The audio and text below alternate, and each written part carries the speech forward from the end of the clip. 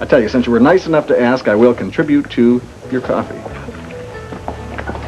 Of course, he did say that he had an important business engagement, and that could explain why he's been delayed.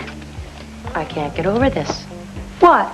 You are always so in control, so sure of yourself. And here you are acting like a little kid waiting to go to her junior prom. Oh, well, no, that's not... Oh, I suppose, though. I mean, I can't help it. He's so... Young? It's more than that. I'm not going to deny I have been attracted to younger men in the past. However, it has been more worldly, sophisticated men who have, you know, I've had relationships with. And what changed all that? My dear, have you ever been mugged in a parking lot and then had a mysterious stranger come to rescue you? No.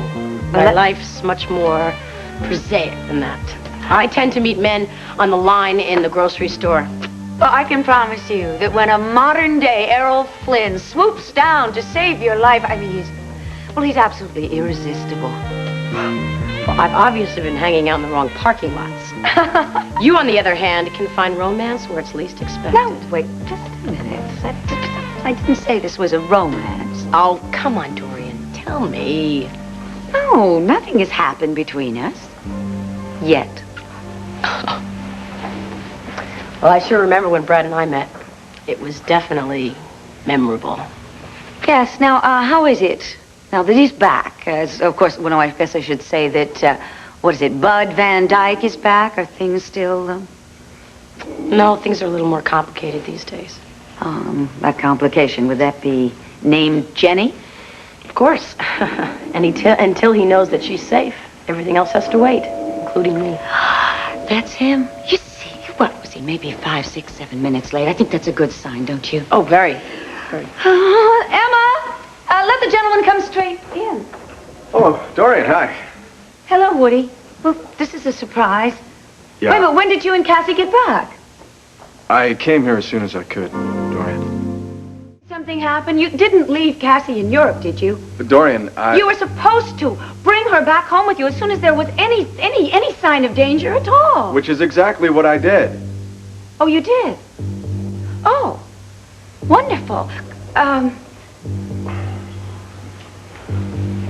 Connie, will you excuse us? It's all right, Woody. Connie knows all about it. Come on. All right. When Cassie and I got to Austria, we found the cottage where Jenny and David were staying. Yes, Asa told me about that. The cottage was empty. Which is how I was able to convince Cassie to come home. I told her that Jenny and David must have gotten the warning that Brad sent, and they got out in time. And she believed you? Yeah, that's why I'm here. To tell you that she's back in her apartment sleeping off the jet lag. How wonderful. I'll call her. No, Dorian, let her sleep, okay? She'll call you in the morning. She's got all night to sleep. I won't sleep a wink until I make sure she's all right. Excuse me. Is it true what you said about David and Jenny? About them getting away? Well, Cassie believes it, and right now that's all that matters. Well, what about what you believe? I mean, did you just tell her that she'd come back with you? You want my honest opinion? I don't think they got away. I think they were taken away, even at gunpoint. But if that's true, that means that they could be in all kinds of... Yeah, I know. If it's true that Jenny and David were captured by the other side, then Cassie could be in the same kind of danger. Well, why don't you have to tell... Dorian, are you nuts? Come on, I mean, she's worried enough as it is. Yeah. This is just between you and me. I understand. Okay. Connie. Wait, I'm sorry. I didn't know that you were that close to Jenny and David. I'm not. But I'm just thinking that as soon as Brad hears about this, and I know Ace is going to tell him, he's going to fly straight to Austria. What for? For Jenny. He's willing to give her anything, including his life. Oh, the phone is busy. I thought you said you went to sleep. Which is probably why she took it off the hook, so she wouldn't be disturbed.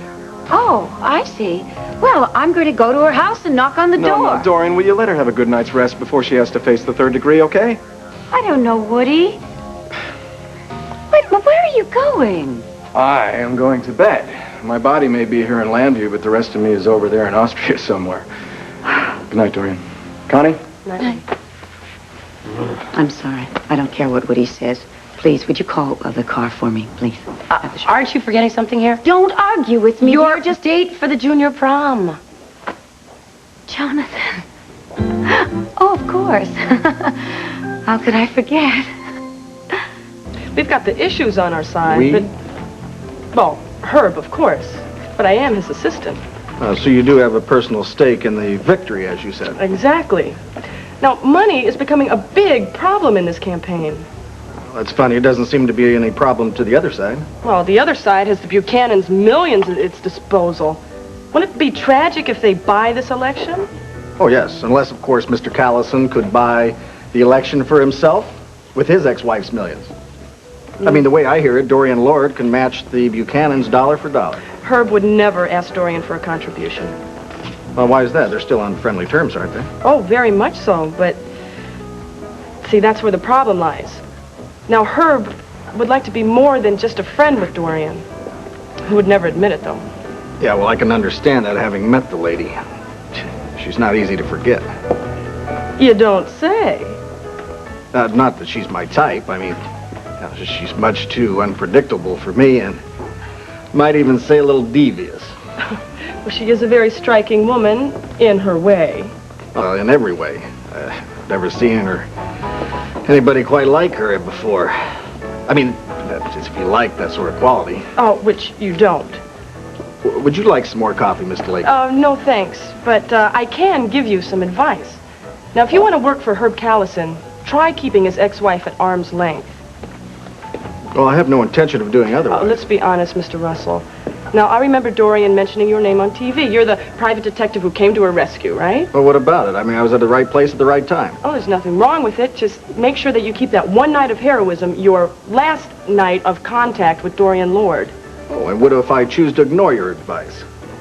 Well, you'll be a very romantic but foolish man. Particularly if Herb has given you a sensitive assignment. You're very good, Mr. Lakian, but not quite good enough. I told you, my job is confidential. A word that you may want to put into your vocabulary. If you'll excuse me. I hope I didn't drive you away. No, far from it. I enjoyed our conversation very much. But I do have a dinner appointment, and I've kept the lady waiting long enough. So, take care, huh? You, Mr. Russell, you take care.